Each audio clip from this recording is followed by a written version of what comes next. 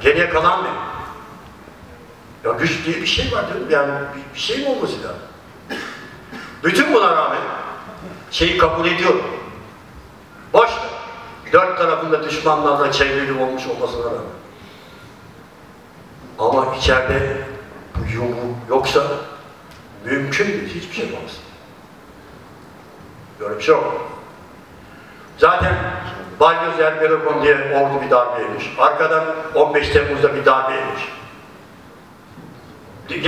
Hepimizi gördük şeyler.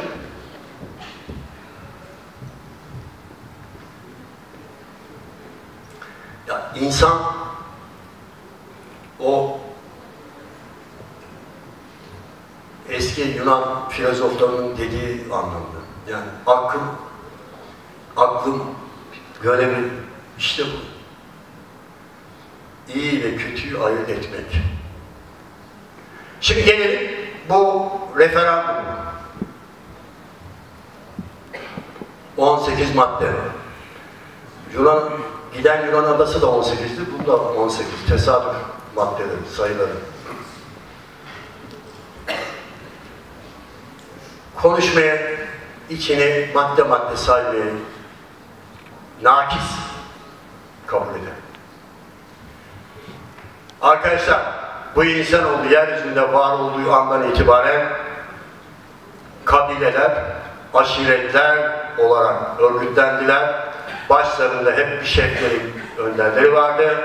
Onu dinlerlerdi. Bir de ihtiyat heyetleri falan vardır. Bu bütün kabilelerde böyleydi. Aşiretlerde de böyleydi. Sonunda bu insanın devleti buldu. Devlet iki amaç için var idi. Bir, güvenlik sağlayacaksın.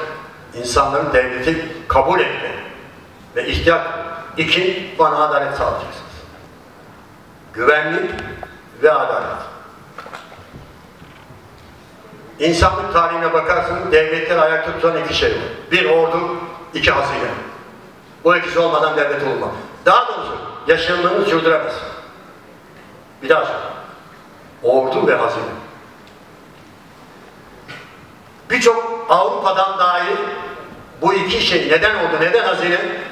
Onlarca örnek verebilirim. Fakat hiç gerek görmüyorum. Sonunda devlet ortaya çıkınca 3 tane yönetim şekli çıktı. Bir, monarşi. Tek kişilik yönetim. Her şey orada. İki, oligarşi. Aristokrasi de devlebilir bunu. Aristokrasi. Yani halkın, bunlar akıllı adamlar, kültürlü adamlar dedikleri 20-30 kişinin devleti yönetmesi. 2 numara. 3 numara parlamenter demokrasi.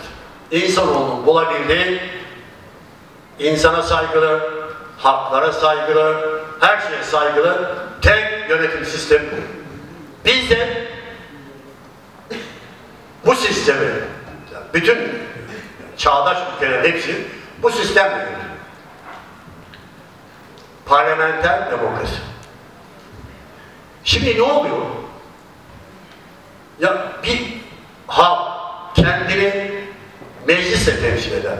Meclise gönderdikleriyle, vekilleriyle temsil eder. Bu temsil vasfı kalkıyor ortadan. İki, yani bir şahıs isterse meclisi kapatıyor. Ya feshettim diyor, gidiyor. Bütçeyi yapıyor. Hakim ve savcılar kurullarına atama yapıyor. Anayasa Mahkemesi'ne atama yapıyor. Meclis kanun çıkartıyor görünüyor ama bakmayın o yaldızlı bir şey. Orada bir şey yok. Yani bir önerge falan devrilemiyor. Yani bir denetim mekanizması yok. Bakanlar kimden olacak? O bir şahsa bağlı. Yardımcıları varmış. Kim olduğu belli değil, sayısı belli ona bağlı. Bütçe ona bağlı. Bunu siz nasıl bir ulus ve halksınız ki bu sistemi murakabe edecek, denetleyecek ve gözeteceksiniz? Akıl almaz bir şey.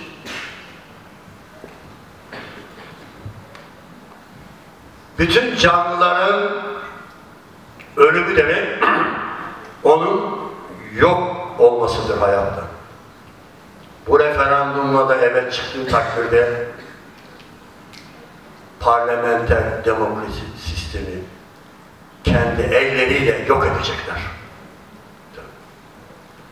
Bu o kadar açık, o kadar net bir şey ki bunun kişisel düşünce, kişisel ısrar, kişisel kibirle hiçbir şeyle alakası yok, duygularla ilgisi yok. Akıl almaz bir şey ve bana göre çok büyük sıkıntılar ve zorluklar ve buhranlar çıkartacak bir sonuç. Ama baştan bir şey söyleyeyim. Olaylar zinciri, kararlar zinciri. Şimdi kararlar zinciri kötü gitti yani iyi muhakeme edemediği an ben bir şey söyleyeyim. İş düşecek. Ama bunun arkasında olaylar nasıl olacak? Olaylar zinciri yani bireyi ve toplumu götüren bir sistem nasıl işleyecek? Ne olacak şimdi? Yani PKK'yı yok mu edeceksiniz? PYD'yi mi yok edeceksiniz? Ne yapacaksınız? Suriye düzelecek mi? Ne yapacaksınız? Şeyde ne yapacaksınız? Yani Barzani'yle ne yapacaksınız? Veya Bağdat hükümetiyle ne yapacaksınız? Veya Tahran'la ne yapacaksınız? Moskova'yla ne yapacaksınız? Berlin'le ne yapacaksınız? Paris'te ne yapacaksınız? Sofya'yla nasıl yapacaksınız? Ne olacak? Sihirli bir şey mi var sizde? Böyle bir şey yok. Sizde her şey var. Gelinen yer bu. Neyiz? Yani siz, bu insanlar belli mi? Bu kadro belli değil mi? Ne yapacak? Yetenek mi sokacaksınız? Ne olacak? Akıl almaz bir şey. Sonuçta evet çıksa da hayır çıksa da bu ülkede çok şey değişebilecek ve farklı durumların çıkabileceği kanaatindeyim.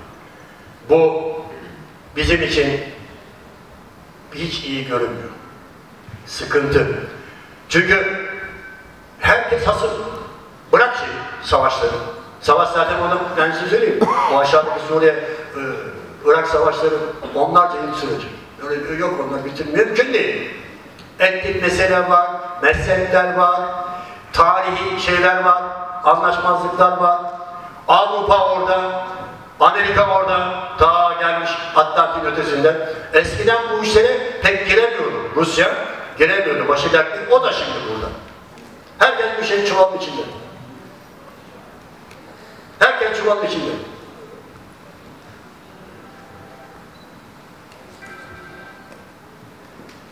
Yanlışı var.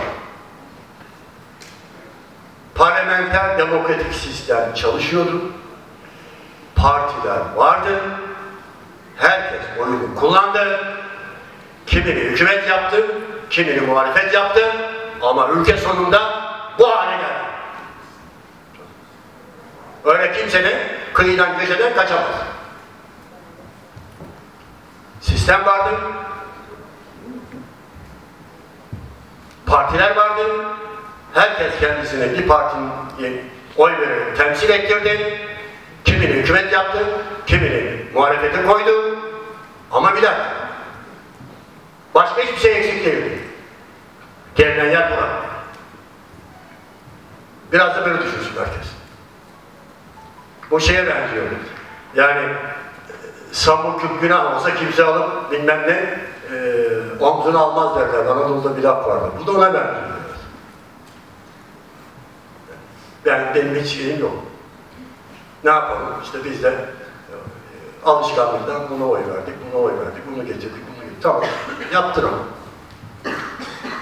Hem de seçimlere %80 küsurla katılarak yaptık. Şimdi durum bu. Şimdi ne yapacağız? Bu 16 Nisan'da gerçekten duygulardan sıyrılarak, aklı selimle bir karar gerekiyor.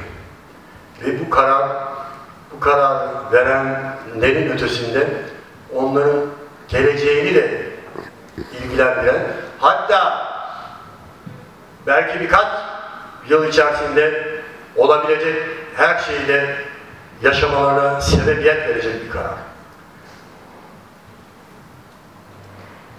Evet, çıkmalıdır. Ama öyle şimdi genelde gördükleri için 50+1 falan diyorlar. Öyle değil. %60'lar, 65-70'lerle falan çıkmalıdır ki bir şey olsun yani. Bir hareket, bir ders, bir şey vermek lazım.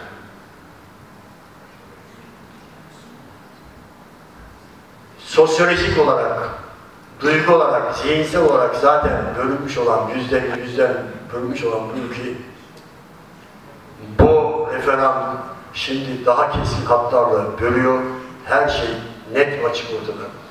Bunu neden yapıyorlar, niçin yapıyorlar, ne anlamak da mümkün değil. Gerçekten anlamak mümkün. Yani ne kazanacaksınız? Yani bir şeylerin ellerinden gideceği korkusu olduğu kesin.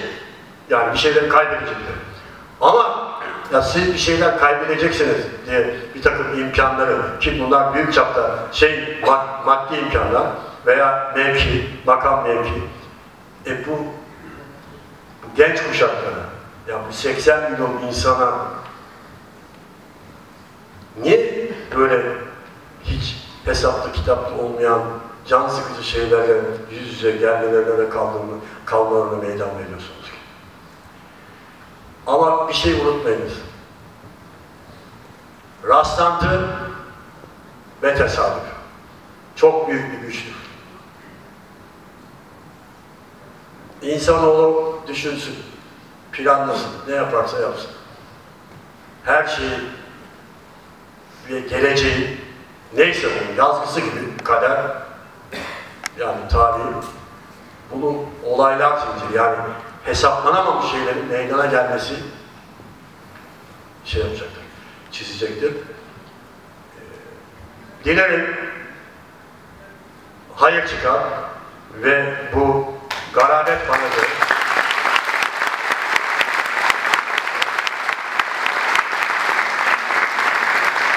arkadaşlar, bu işte olaylar dediği bu. Bu garabetten halkımız ve ulusumuz kurtulur ve bu kampını sırtından atar. Ama şu var, bunu tabii atmakla